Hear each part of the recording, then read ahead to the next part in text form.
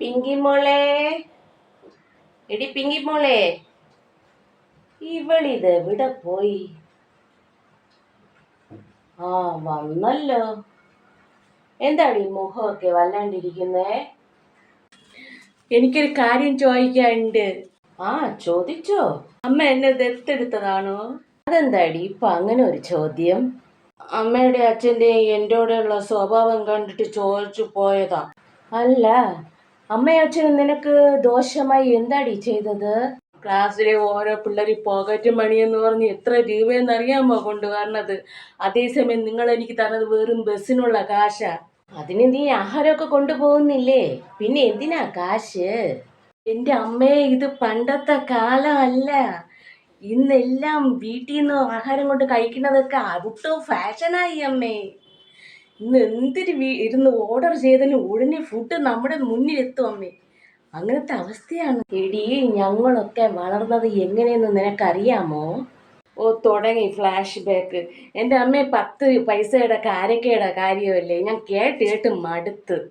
അല്ലടി, നീ ഒന്നും കൂടെ കേൾക്കണം. പണ്ട് എൻ്റെ അച്ഛനെ ഞാൻ സ്കൂളിൽ പഠിച്ചിരുന്നപ്പോൾ ഉണ്ടല്ലോ, 10 പൈസ എനിക്ക് തരുമായിരുന്നു വല്ല ദിവസവും. സ്കൂളിൽ ഇൻ്റർവെല്ലിന് മണിയടിക്കുമ്പോഴേ ഞങ്ങൾ ഈ 10 പൈസയും കൊണ്ട് ഓടും, ഞാനും എൻ്റെ ഫ്രണ്ടും കൂടെ. കാരക്കക്കാരി അമ്മച്ചിയുടെ അടുത്ത്. അമ്മച്ചി 10 പൈസയ്ക്ക് 4 കാരക്ക തരുമായിരുന്നു. 2 എൻ്റെ ഫ്രണ്ടിന്, 2 എനിക്ക്. ആ കാരക്കയിൽ മുളകൊക്കെ അരച്ച് തേച്ച് അവിച്ച് പറക്കി വച്ചിരിക്കും. ആ കാരക്ക തിന്നാനുള്ള ടേസ്റ്റ് ഇപ്പോഴും വായിൽ വെള്ളം നുറയണം. അതൊന്നും നിനക്ക് പറഞ്ഞാൽ മനസ്സിലാവില്ല. ആ കാലമൊന്നും അങ്ങനെ പെട്ടെന്ന് മറക്കാൻ പറ്റത്തില്ലടി എനിക്ക്. ഓ അമ്മേ, മതി, എനിക്ക് തല പെരുക്കുന്നു. അമ്മ അച്ഛനോട് പറഞ്ഞ് എനിക്ക് ഈ ദിവസം അല്പം പൈസ കൂട്ടിത്തരാൻ പറയണം. ആ, അച്ഛൻ്റെ അടുത്ത് നീ തന്നെ പറഞ്ഞാൽ മതി, എന്നെ കൊണ്ട് പറ്റൂല. എൻ്റെ അമ്മയെ, എൻ്റെ ഓരോ ഫ്രണ്ട്സ് അടിച്ച് പൊളിച്ച് ജീവിക്കുന്നത് കാണുമ്പോൾ എനിക്ക് അതുപോലെ അടിച്ചു പൊളിച്ച് ജീവിക്കാൻ കൊതി തോന്നുക.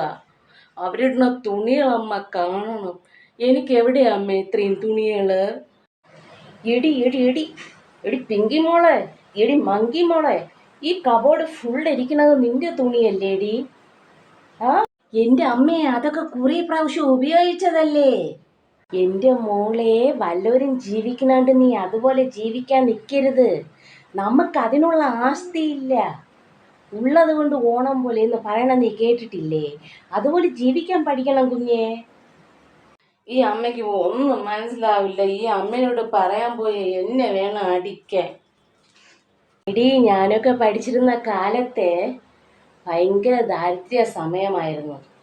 ഉപ്പിട്ട കഞ്ഞിവെള്ളം കുടിച്ചാലോ അതിന് ഭയങ്കര ടേസ്റ്റ് ആയിരുന്നു.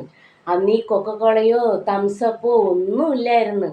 ഞങ്ങളൊക്കെ ചൂട് സമയത്തെ നാരങ്ങ വെള്ളവും മോര് വെള്ളമൊക്കെ കുടിച്ചാൽ ദാഹം തീർത്തത്.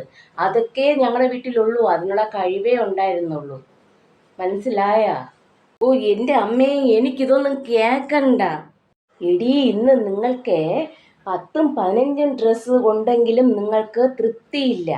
പിന്നെയും വേണം വേണം വേണം പുതിയ ജോഡികൾ.